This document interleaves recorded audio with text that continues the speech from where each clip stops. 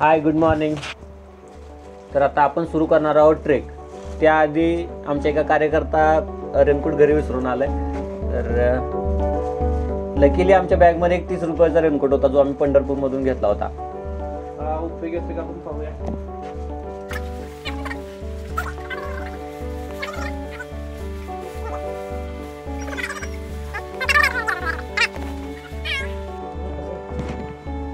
राजमाची उदेवाडी, ज्या ठिकाणी अजूनही इलेक्ट्रिसिटी पोहोचलेली नाही आणि शाळेची सुद्धा सुविधा उपलब्ध नाही आहे.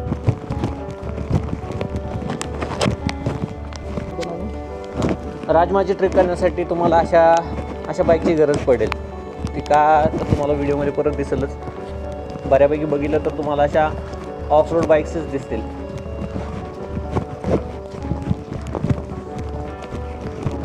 तर ट्रेक कुठून स्टार्ट होते रस्ता? बरोबर. आणि आता हे इथून शॉर्टकट पण आहे का?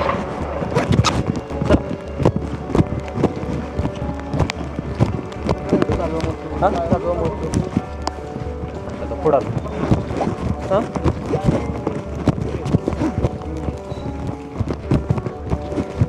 लेफ्ट घ्या.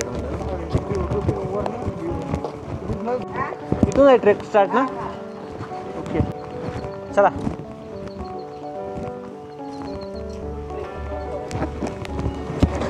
आता खऱ्या अर्थाने आपल्या ट्रेकला सुरुवात झाली आहे.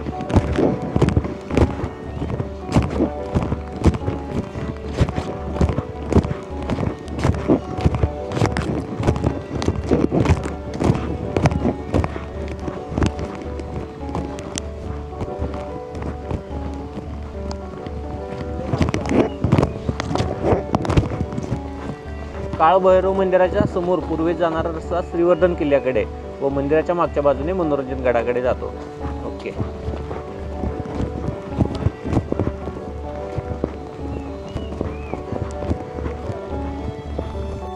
नमस्कार मित्रांनो. तर आज आपण आलो आहोत राजमाची ट्रेकला. राजमाची ट्रेक करण्यासाठी फक्त एकच गोष्ट गरजेची आहे, ते म्हणजे वाघाचं काळीज. आणि राजमाची ट्रेक कसा करायचा हे जर तुम्हाला माहिती पाहिजे असेल तर हा ब्लॉग तुम्ही शेवटपर्यंत बघा. ठीक आहे. राजमाची ट्रेक हा लोणावळ्यापासून 15 ते 16 किलोमीटर अंतरावर आहे. मुंबईपासून साधारणतः 100 आणि पुण्यापासून 110 किलोमीटर अंतरावर हा ट्रेक राजमाची ट्रेक आहे. तर इथे येण्यासाठी तुम्हाला लोकल बसेसची सुविधा उपलब्ध आहे. तुमच्या स्वतःचे जर 4 व्हीलर असेल किंवा तुमच्याकडे चांगल्या पद्धतीची बाईक असेल तरी तुम्ही या ट्रेकपर्यंत येऊ शकता.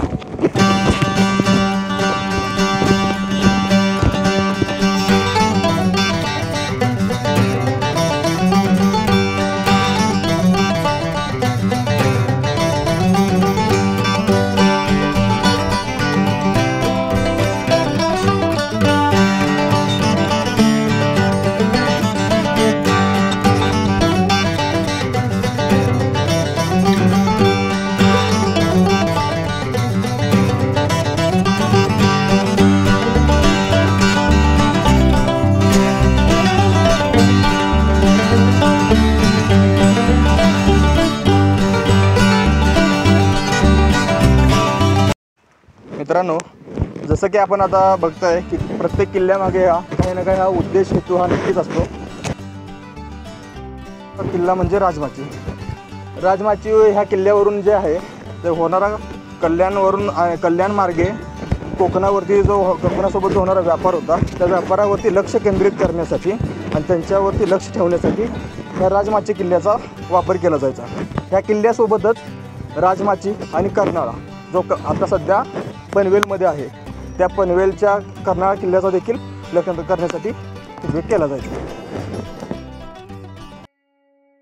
आता आपण येऊन पोचलो आहोत ते काळभैरवाच्या मंदिरापाशी. तर आपल्या उजव्या जो बाजूला आहे तो आहे श्रीवर्धन किल्ला, म्हणजे बालेकिल्ला म्हणतो आपण राजमाचीवरचा. तो हा प्रथम आहे तो श्रीवर्धन. फर्स्ट हा किल्ला आपण एक्सप्लोर करणार, बालेकिल्ला एक्सप्लोर करणार आहोत.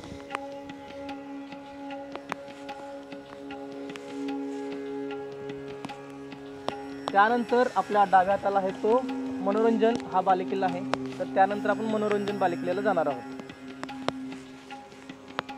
त्यानंतर आपण इथं दर्शन घेऊया आणि तिथून श्रीवर्धन एक्सप्लोर करण्यासाठी निघूया.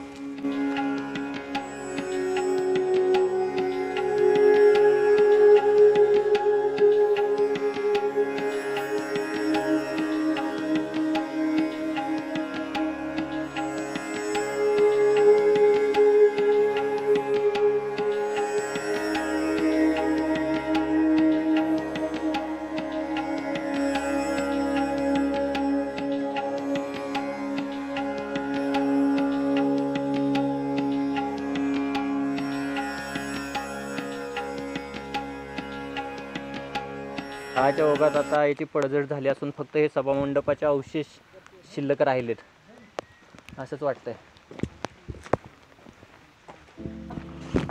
पूर्णपणे कमी झाले.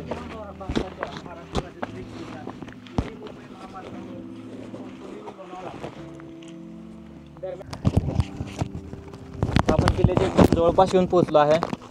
इथं थोडंसं कठीण पॅच लागतोय. कठीण पॅच हा जेव्हा जास्त पाऊस असेल त्यावेळेस मला वाटतं हा अति कठीण होतोय. सध्या तरी आपण बघून पाय टाकलं तरी एवढं अवघड नाही आहे.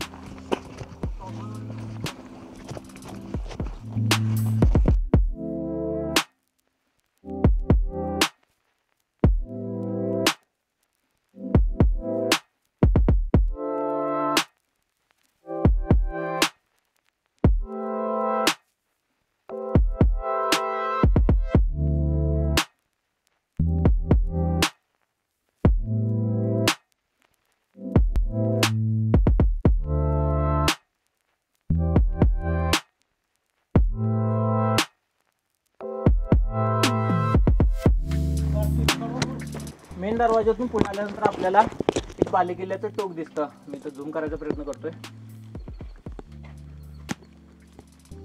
हे आहे ते बालेकिल्ल्याचं टोक.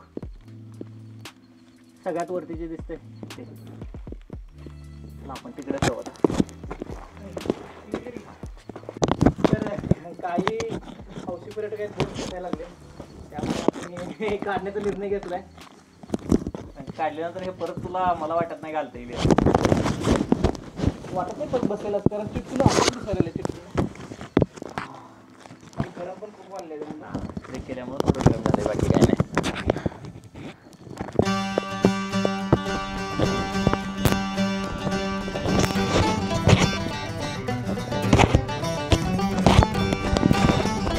आता जो दिसणार आहे तो व्ह्यू बघा फक्त.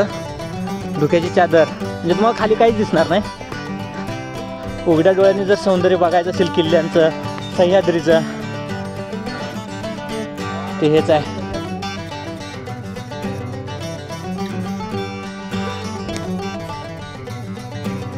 आणि हे बघायचं असेल तर तुम्हाला भले पाचच्या सकाळी यावं लागेल.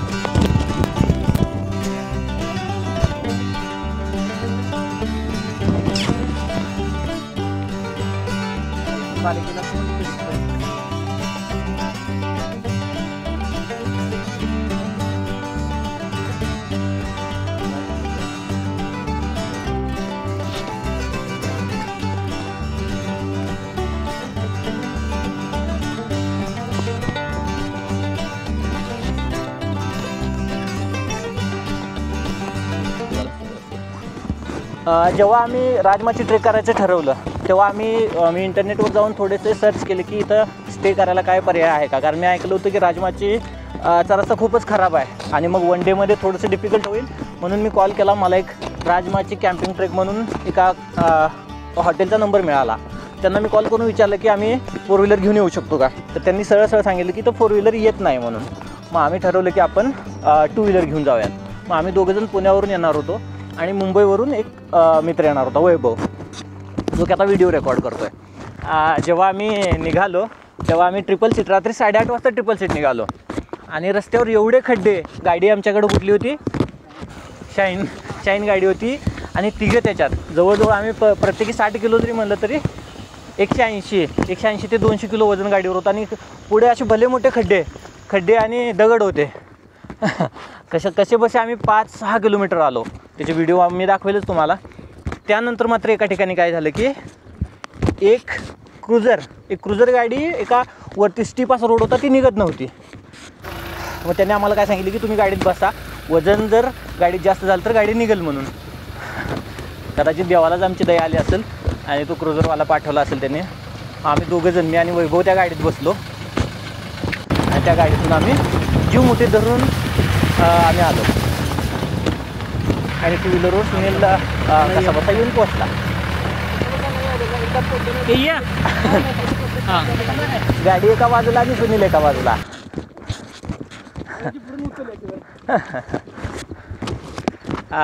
अतिशय तुम्हाला रोमांचकारी किंवा काय म्हणतो ॲडव्हेंचर करायचं असेल ना तर नक्कीच. आणि सगळ्यात भारी ट्रेक हा राजमाची ट्रेक आहे. तुमच्याकडे ऑफ रोड बाईक जर असेल, ऑफ रोड कार असेल आणि ऑब्वियसली तुम्ही त्यातले प्रो ड्रायव्हर पाहिजे तर तुम्ही नक्की या. आणि टू व्हीलरवर येताना एकटं येऊ नका, कदाचित दोघं तरी पाहिजेत, कारण ट्रिपल सीट तर फार डिफिकल्ट आहे.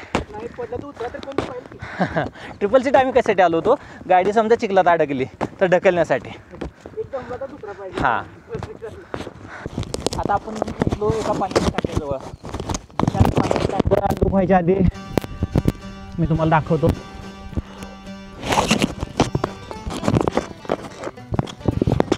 मी पाण्याच्या टाक्यावर दोन पार्टमध्ये विभागले. बघताय, हा एक पार्ट आहे. बऱ्यापैकी किल्ल्यावर पाण्याच्या टाक्या अशा 2 पार्टमध्ये विभागल्या गेल्या. त्याचंही काहीतरी याला लॉजिक असायला पाहिजे.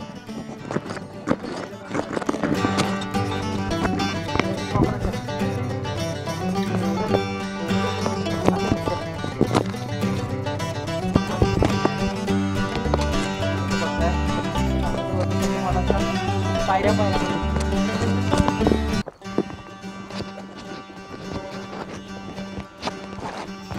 का काही मंदिर आहे का? धान्याचं कोठार. इथे 3 दरवाजाचं कोठार आहे. 1 2 3 किती 4 दरवाजे आहेत काय? 3 रूम आहेत.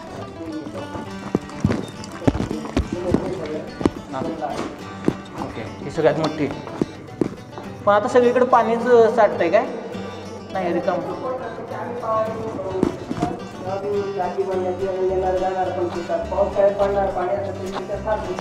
म्हणजे ऑटोमॅटिक येते की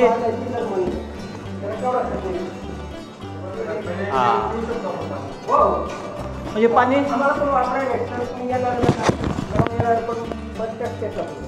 ओके. पाणी तुम्ही भरता की ऑटोमॅटिक येतं पाणी? आम्ही करतो, पाईप लावतो, बाटली कापतो 5 लिटरची. हां हां आणि मग ते टाकून साईडला डोस पडते ना, एवढी आपल्याला लावली. कुठं?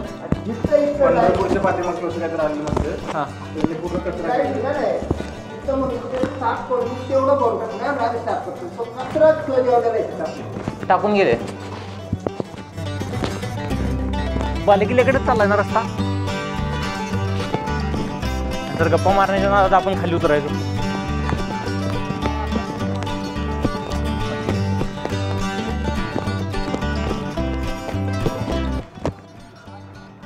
नाव काय आहे तुझं?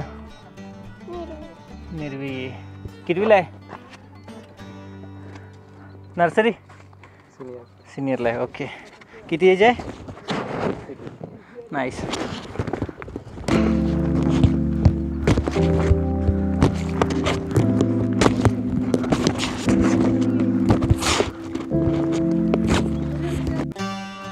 आता आम्ही आलो आहोत बाले किल्ल्याजवळ. माझ्या डाव्या साईडला आहे तो बाले किल्ला आणि हे दृश्य वाव.